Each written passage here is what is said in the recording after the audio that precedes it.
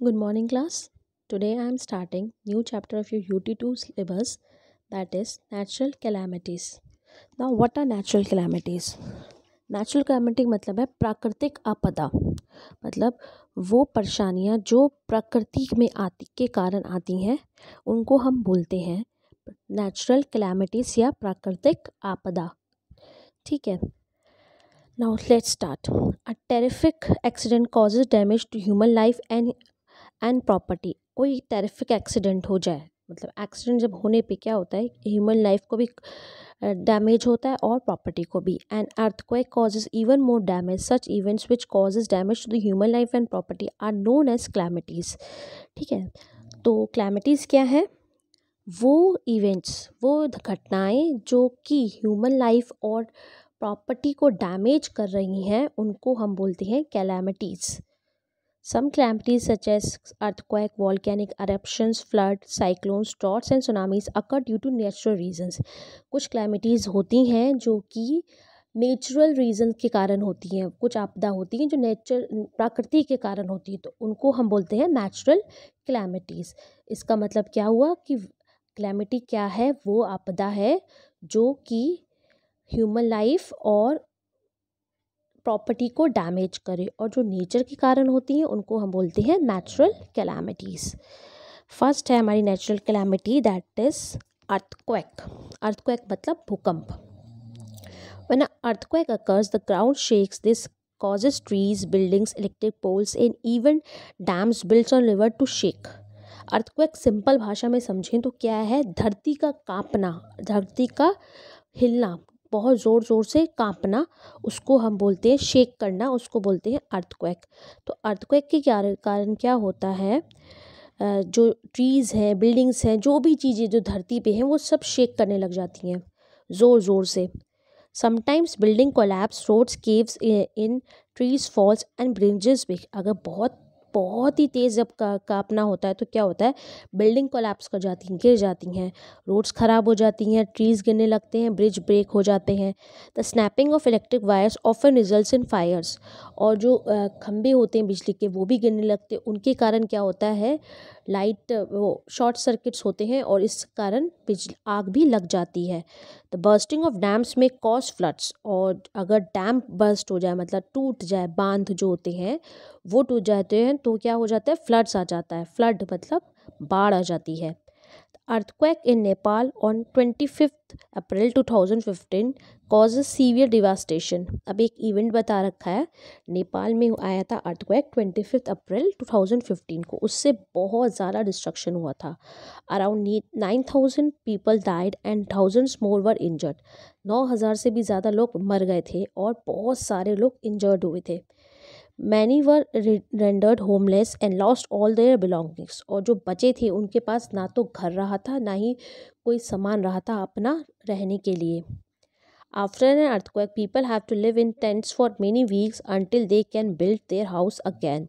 Earthquake आने के बाद क्या होता है? लोगों को टेंट में रहना पड़ता है बहुत टाइम तक, जब तक उनका दोबारा घर नहीं बन पाता। Earthquakes are common in certain parts of India. Japan is a very prone to earthquake. India में भी बहुत जगह पे अर्थक्वेक आता है, पर जो वर्ल्ड में एक कंट्री है जापान, उसमें सबसे ज़्यादा अर्थक्वेक्स आते हैं। ऑलमोस्ट कई लोग तो ये बताते हैं कि ऑलमोस्ट रोज़ ही वहाँ पर अर्थक्वेक आता है, पर वो बहुत ही मतलब माइनर रिक्टर स्केल पे होता है, तो इसलिए पता नहीं लगता इतना। What causes earthquake? अब अर्थक्वेक की आने की वजह क्या है? The top surface of the earth is called the crust. सबको पता है जो अर्थ की ऊपर की सतह होती है उसको हम क्या बोलते हैं? Crust. On which we live, इसी पे हम लोग रहते हैं। Its average thickness is about 330 kilometres. उसकी जो एवरेज थिकनेस है, मतलब मोटाई जो है, उसकी चौड़ाई जो कह लो उसको आप, क्या है उसकी? 30 किलोमीटर्स इसकी थिकनेस है। Below the cold crust is mental which is made up of hall melted rock. ये पहले वाले चैप्टर में भी, जो रॉक्स वाला चैप्टर है उसमें भी पढ़ा था कि क्रस्ट के नीचे जो होता है मेंटल होता है, जो बहुत ही गर्म होता है, हॉट मेल्टेड रॉक से बना होता है। In some places there cracks in earth calls crust called faults. Earth crust में कई कई प्लेसेस पे क्या होता है? क्रैक्स होते हैं जिनको हम बोलते हैं faults. The land on east side of the fault moves as it floats and molten rocks. अब जो क्या होता है, जब अर्थक्वेक आता है तो वो लैंड जो होती है मूव करती रहती हैं, जो फॉल्ट के आगे दोनों साइड पे होती है।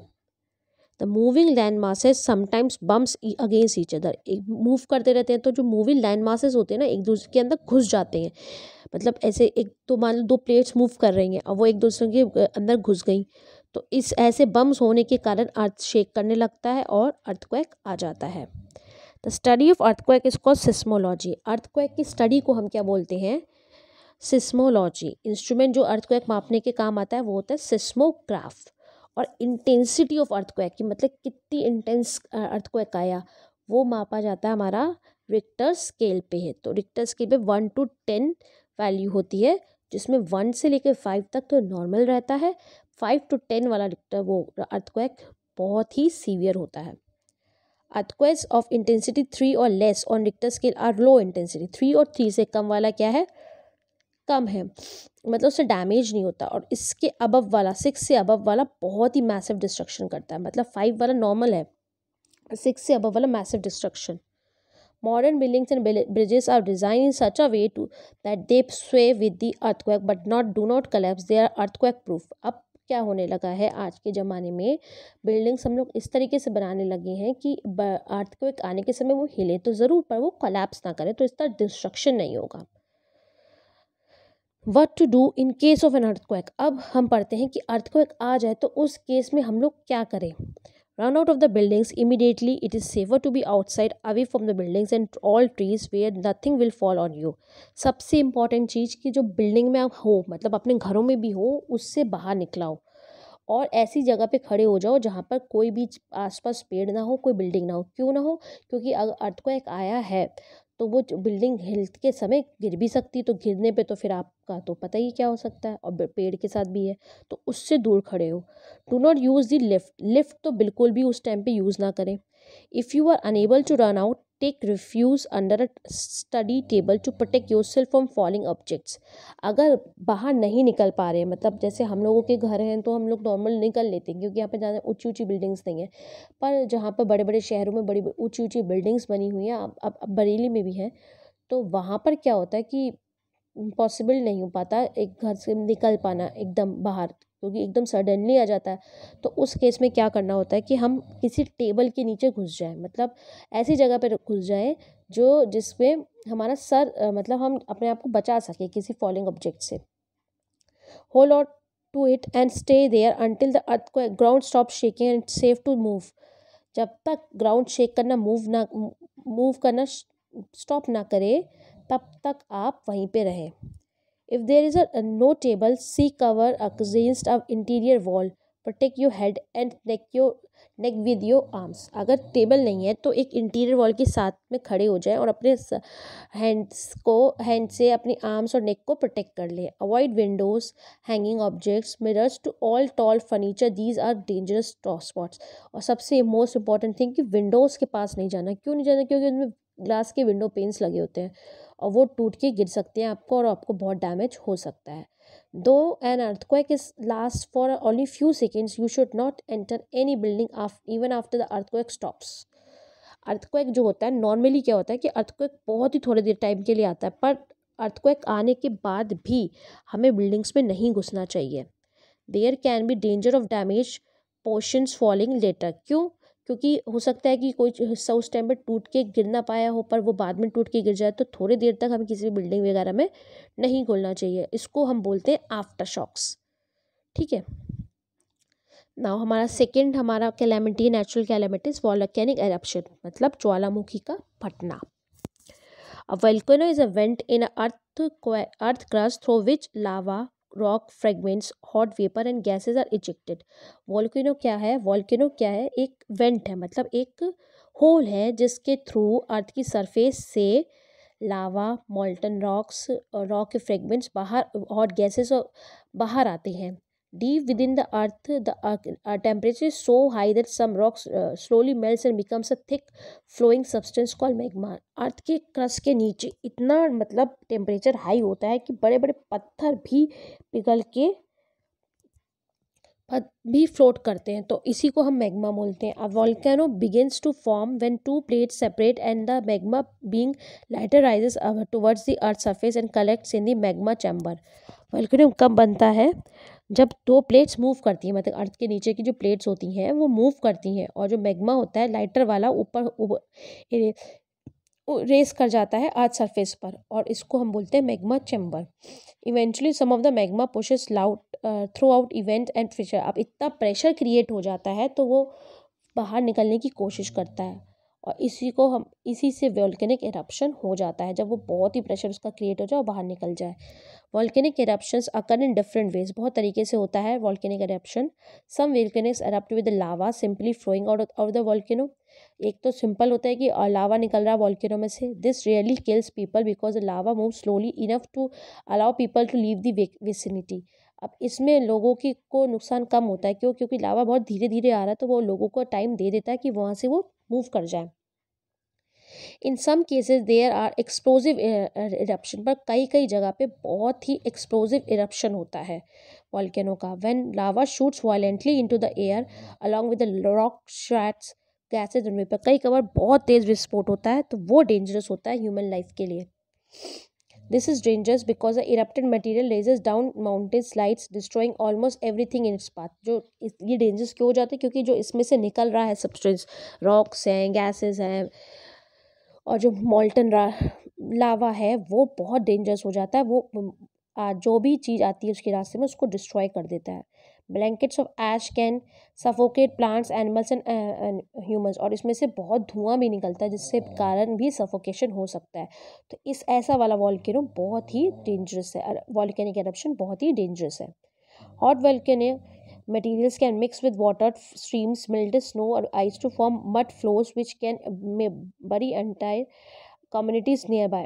और जो ये हॉट वाटर जो निकलता है मटेरियल पानी के साथ भी बन में जा सकता है और आसपास की सब चीज़ों को डिस्ट्रॉय कर देता है। जो भी इसकी चीज़ में कांटेक्ट आएगी वो बंद कर जाएगी, मतलब झुलस बिल्कुल ख़त्म ही हो जाएगी। Based on the frequency of the eruption volcanoes are 3 types. अब वॉल्केनोज जो होते हैं 3 टाइप के होते हैं, कि वो किस टाइप से एरप्ट करेंगे उसी पर डिपेंड करके 3 टाइप में डिवाइड किया गया है। सबसे पहला active volcano. Active volcanoes are those that erupted recently and could be expected to erupt again soon। Active volcanoes क्या होते हैं? जो थोड़े टाइम पहले इरप्ट हुए हैं और अभी भी उनके इरप्ट होने की चांसेस हैं। India's only active volcano is found in Barren Island in Andaman and Nicobar. India में केवल एक ही जगह एक्टिव वॉल्केनो है, वो है Andaman island and Nicobar island में, बैरन आइलैंड है वहाँ पर। Mount H T Helens in United state, अब ये नाम बता रखे हैं, यूनाइटेड स्टेट में माउंट एच टी हेलेंस है। माउंट एटना है इटली में, जो कि एक्टिव वॉल्केनोज में आती हैं। ये वॉल्केनोज कभी भी फट सकती हैं। फिर आता है सेकेंड हमारा dormant volcano. Dormant is an active volcano that is quiet and has not erupted recently but may erupt again। ये डॉर्मेंट वॉल्केनो क्या है कि जो अभी रिसेंट में तो नहीं erupt हुआ है, पर इसके चांसेस बने हुए हैं कि ये erupt हो सकता है कभी भी।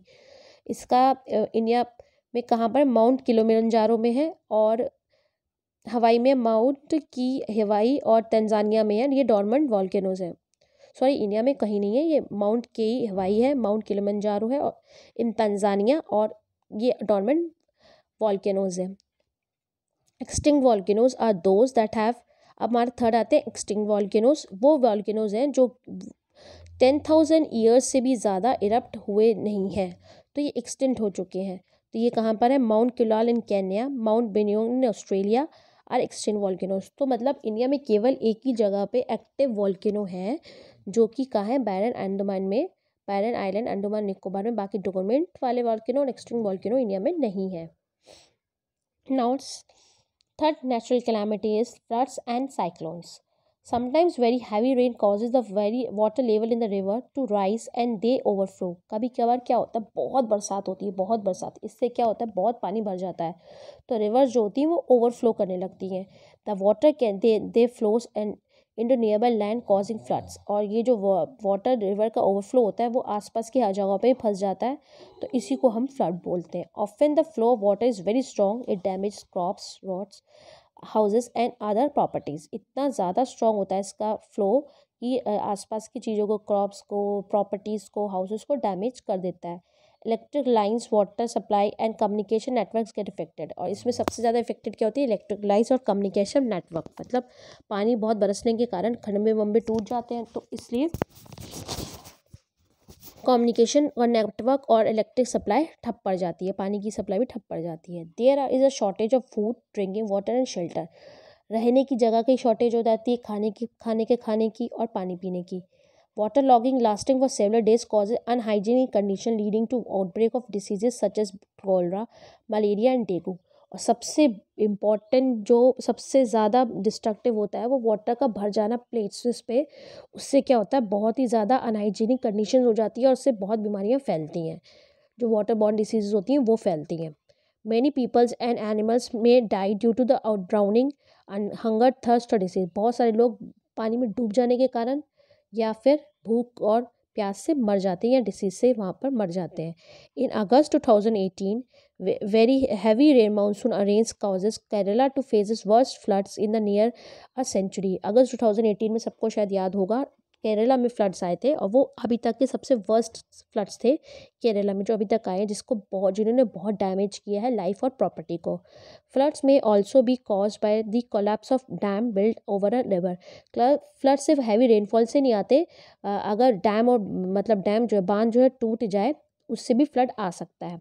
Sometime very high temperatures in summer can result in large amount of snow and ice melting on mountains causing flood. क्या होता है? कभी कभार ऐसा भी होता है कि बहुत टेम्परेचर हो जाए, हाई हो जाए समर में, तो जो ग्लेशियर्स है, रिवर्स वो माउंटेन्स पे आइस है वो पिघल जाती है और वो भी फिर नीचे आती है, उससे भी फ्लड्स आ जाते हैं। पानी के रूप में नीचे आती है तो माउंटेन से, और वो भी फ्लड आ जाते हैं उससे। ठीक है, अब कोस्टल एरियाज़ में आते हैं साइक्लोन्स। साइक्लोन क्या होता है? बहुत तेज़ हवा का चलना।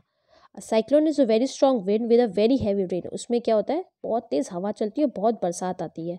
The strong wind causes high waves called tidal waves in the sea which lead to the flooding. और उसके क्या होता है? हवा चलने के कारण बहुत प्रेशर क्रिएट होता है कोस्टल एरियाज, मतलब जो ओशन के पास के एरियाज होते हैं, और उनमें उससे वेव्स आती हैं और फिर उससे फ्लड होता है, फ्लडिंग हो जाती है। Floods also have some advantages. Floods के कुछ एडवांटेजेस भी होते हैं। क्या होते हैं? Flood water brings with a new soil from the hills which spreads over the land and makes the land more fertile. एक इसका ये एडवांटेज है, जो फ्लड वाटर पहाड़ों से बहता हुआ आ रहा है वो नई, वहाँ से नई मिट्टी लाता है और वो लैंड पे आके जम जाती है, तो वो लैंड फर्टाइल होती है। अब हम फ्लड को रोक कैसे सकते हैं, कंट्रोल कैसे कर सकते हैं? Trees slow down the spread of water currents, though afforestation is important for the flood control। सबसे इम्पोर्टेंट है कि जो ट्रीज होती है पानी के बहाव को रोक सकते हैं, तो सबसे ज़्यादा से ज़्यादा ट्री लगाएं। Dams are built over rivers to check the flow of the water and prevent floods. और डैम्स बनाए जाते हैं रिवर्स पे, जिससे फ्लड रुक सके। How to reduce the damage due to the floods. अब रिड्यूस कैसे करें डैमेज जो हो गया फ्लड से, उसको कैसे कम करें? A good weathering forecasting system is necessary for the giving advance warning about the floods and cyclone. ये सबसे इंपॉर्टेंट है कि हमारा जो वेदरिंग कास्ट सिस्टम है मतलब देश का, वो बहुत सही हो, उससे पहले से हमें वार्निंग मिल जाए कि भी फ्लड आने वाला है, तो हम उस जगह से हट जाएं। An early warning given to the people through TV, radio or newspaper can help them to move with their belongings and livestock to a safer place। इससे अगर एक वार्निंग मिल जाए पहले से, हमें पता चल जाए कि हाँ आने वाला है, तो लोग वहाँ से हट जाएंगे और फिर उनकी चीज़ें भी ख़राब नहीं होंगी अपनी, और लाइफ को डैमेज नहीं होगा। चीज़ें जो वहाँ पर है वो तो ख़राब हो जाएंगी, पर कम से कम जिंदा तो रहेंगे। Temporary dams can be constructed to stop or divert the flow of the water from the residential area। Residential area में रिहायशी एरिया में के से पानी हटाने के लिए क्या कर सकते हैं हम लोग? टेम्परेरी डैम्स बना सकते हैं पानी रोकने के लिए। कम्युनिटीज वर्कर्स और government agencies helps to evacuate people stand in the floods. जो पीपल रह गए फ्लड्स में, तो जो कम्युनिटीज़ और वर्कर्स, मतलब गवर्नमेंट मोस्टली हेल्प करती है, वहाँ के वर्कर्स मोस्टली आर्मी ही लगती है लोगों को वहाँ से निकालने में। इवैक्यूएट का मतलब निकालना वहाँ से। आर्मी में ऑल्सो भी कॉल्ड इन द हेल्प, आगे आर्मी भी हेल्प के लिए बुलाई जा सकती है।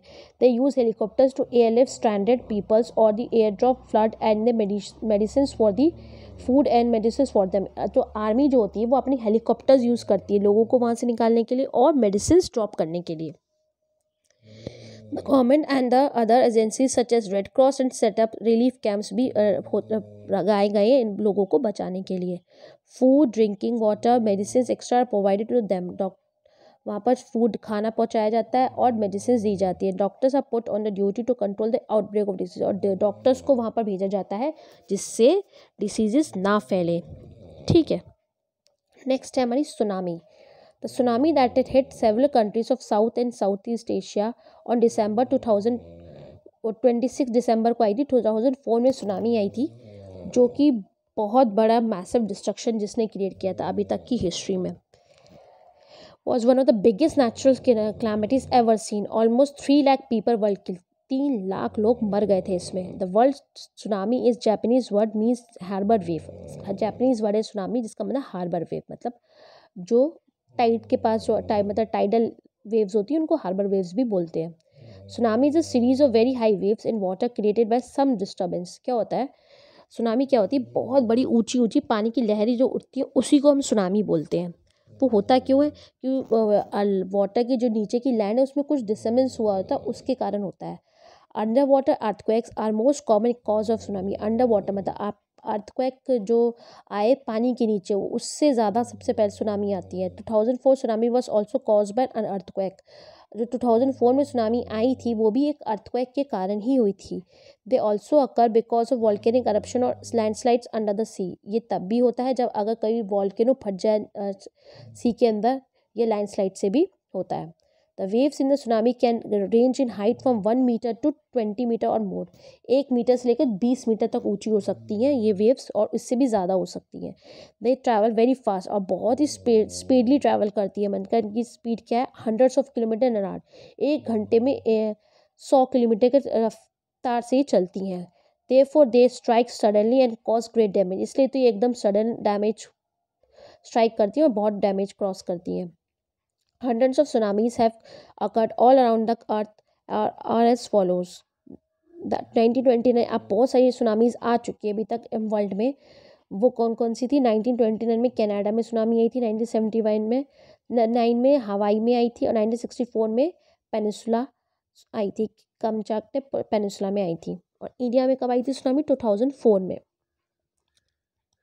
अब आते हैं ड्रॉट्स। अभी तो हमने फ्लड के बारे में पढ़ लिया जिसमें पानी एक्सेस हो गया। अब हम पढ़ते हैं ड्रॉट्स। ड्रॉट्स का मतलब पानी की कमी हो गई, सूखा हो गया। In our country there are very little rainfall during the summer months. Summer months में बिल्कुल भी पानी नहीं बरसता है, बहुत ही कम बरसता है। This causes shortage of water. इससे पानी की कमी हो जाती है। The monsoon months follows bringing rain to more spots. अब समर के तुरंत बाद क्या आता है? मानसून आता है जिससे रेन आती है। However, sometimes the rain falls during the monsoon. This causes very shortage of water। पर कई कबार क्या होता है कि मानसून के समय में भी बरसात नहीं होती, तो इससे पानी की बहुत शॉर्टेज हो जाती है। इसी को हम ड्रॉट बोलते हैं। इन 2019 Chennai started facing a severe water crisis when all the 4 main reservoirs supplying water to the city dried up। 2019 में भी एक इंसिडेंट हुआ, चेन्नई में ड्रॉट आने की स्थिति हो गई। वहाँ पर क्यों हुआ ऐसा? क्योंकि वहाँ की जो पानी सप्लाई की जो जितने भी रिजर्वायर्स थे वो सूख गए। When rivers and ponds dries up, the land becomes completely dry and no crops can grow। जब पानी सूख जाता है तो लैंड बिल्कुल ड्राई हो जाती है, वहाँ पर कोई भी फसल नहीं उगा सकती है। इसी कंडीशन को हम ड्रॉट बोलते हैं। मतलब एक्सेसिव शॉर्टेज ऑफ वाटर को हम बोलते हैं ड्रॉट। मतलब पानी की बहुत ही तंगी को ड्रॉट बोला जाता है। Some parts of Rajasthan, Gujarat and Madhya Pradesh are specially prone to the drought. ये इंडिया में पार्ट्स हैं जहाँ पर अधिकतर ड्रॉट आता रहता है। कहाँ? राजस्थान, गुजरात और Madhya Pradesh. This is because the monsoon winds lose most of their moisture by the time this reach these places. ऐसा क्यों होता है? क्योंकि जो मानसून विंड्स होती हैं यहाँ पर आने से पहले ही उनका मॉइस्चर निकल गया होता है, लॉस कर चुकी होती हैं। Therefore there is little rainfall, और इसलिए पानी की कमी, पानी मतलब बरसता बहुत कम है, इसी कारण ड्रॉट आता है। As a shortage of water causes the crops to dry up. The people worse affected are farmers. जो पीपल सबसे ज़्यादा इफेक्ट होते हैं वो होते हैं farmers. The dry land results in soil erosion due to the wind which strips lands of its fertile top soil. Dry land से क्या होता है? बहुत तेज तेज हवाएं भी चलती है तो इससे टॉप सॉइल भी चली जाती है, तो सॉइल भी अनफर्टाइल हो जाती है। This increases the problem of farmers. However the shortage of grains, fruits and vegetables affect us all. और मतलब खाने की चीज़ों की कमी हो जाना, जैसे ग्रेन्स, जब भैया पानी नहीं होगा तो फार्मर फसल नहीं उगा पाएगा, तो फसल नहीं उगेगी तो हमारे पास फूड की तो शॉर्टेज हो ही जाएगी। Livestock and other animals perish due to shortage of fodder and water. और अब जो क्या कहते हैं कैटल्स होते हैं हमारे, वो भी उससे इफेक्टेड होते हैं। क्यों? क्योंकि उनको खाने को नहीं मिलता, फॉडर मतलब चारा नहीं मिलता और पानी नहीं मिलता पीने के लिए। This results in shortage of milk further adding to the problem. और इससे जब उन्हें खाना नहीं मिलता, जो दूध देती हैं गाय वगैरह, तो उनको क्या होता है, वो मिल्क देना बंद कर देती है, तो इससे मिल्क की शॉर्टेज हो जाती है। इन सीवियर ड्रॉट्स पीपल्स में even died because of shortage of food. और कभी कभार तो इतना सूखा पड़ जाता है कि शॉर्टेज ऑफ फूड होने के कारण लोग मरने भी लगते हैं। इसको ही हम फैमाइन बोलते हैं। There may also widespread diseases leading to epidemics. और बहुत ज़्यादा वाइड स्प्रेड डिसीज़ का भी हो सकता है, जिसको हम पेंडेमिक बोलते हैं। अब फ्लड के इफेक्ट को कैसे कम किया जा सकता है, ड्रॉट के इफेक्ट को। Trees release moisture in the air. सबसे इंपॉर्टेंट है कि ट्रीज लगाओ। एफॉरेस्टेशन से सारी परेशानियां दूर होती हैं। पानी अगर ट्री लगाते हैं तो जो ट्री जो होते हैं कि पानी मॉइस्चर देते रहते हैं एयर में, उनमें जो वाटर लॉस होता है ट्रांसपायरेशन से, उससे एयर में मॉइस्चर जाता रहता है।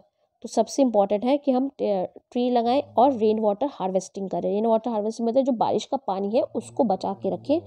तो इससे दो तरीके हैं जिससे हम ड्रॉट रोक सकते हैं। अब नेचुरल कैलामिटीज़ आ जाती हैं तो क्या होता है। Natural calamities affects the progress of a country. जो कोई भी आपदा है, जैसे अभी आई हुई है आपदा, उससे प्रोग्रेस तो कंट्री की रुकती ही है। अभी इस टाइम में कोरोना वायरस की आपदा आई हुई है, उससे कंट्री की प्रोग्रेस तो रुकती ही रहे। But it is also a time for us to come together as a nation and help each other out. पर ये हमारे लिए समय भी होता है कि हम अपने आप एक नेशन है तो उस साथ में आएँ और एक दूसरे की हेल्प करें। When faced with a natural calamity you should do the following. अगर नेचुरल कैलामिटीज़ आ जाए तो हमें ये सब नहीं करना चाहिए। Encourage people to face the problem bravely. लोगों को मतलब प्रोत्साहित करें कि इस प्रॉब्लम को ब्रेवली हैंडल करें। Second, help us as many people as you can. जितने लोगों को आप हेल्प कर सकते हैं उनको उतने लोगों को हेल्प करें। Do not spread panic by spreading rumours. और रूमर्स मत फैलाएं, मतलब अफवाहें होती है ना, सबसे ज़्यादा ज़रूरी वो ना फैलाएं पेंडेमिक के दौरान। Contribute cash, foods and clothes generously to the agencies involved in relief for work and encourage other people to do the same. Cash दो, फूड दो, क्लोथ्स दो। किनको? जो उन कंपनीज को दो जो कि ऐसे लोगों की फ्लड मतलब जो क्लैमिटीज में लोगों की हेल्प करने में लगी हो, उनको दो जिससे लोगों का भला हो सके। Besides government institutions, some non-government organisation are also involve in helping people during the natural calamity. Government तो हेल्प करती है, पर कुछ नॉन गवर्नमेंट ऑर्गेनाइजेशन भी होती हैं जिनको हम NGOs बोलते हैं, वो भी नेचुरल कैलामिटीज़ के दौरान लोगों की हेल्प करती हैं। कौन कौन सी है? रेड क्रॉस सोसाइटी एक बनी हुई है जो कि हेल्प करती है। Red Cross society is a voluntary international organisation है। It helps in several ways including providing medical services. ये क्या क्या हेल्प करती है? लोगों को मेडिकल सर्विस देती है और लोगों को दोबारा से सेटल डाउन होने में भी हेल्प करती है। सेकेंड है WHO, वर्ल्ड हेल्थ ऑर्गेनाइजेशन इसे हम कहते हैं। Provides medical service and medicine. ये मेडिकल सर्विसेज देती है और मेडिसिन देती है। फिर हमारी यूनिसेफ क्या है? United nation children fund. ये भी क्या करता है? फूड देने का काम करता है, मेडिसिन देता है और अफेक्टेड लोगों स्पेशली चिल्ड्रंस की हेल्प करता है। तो with this your chapter is complete. So thank you students.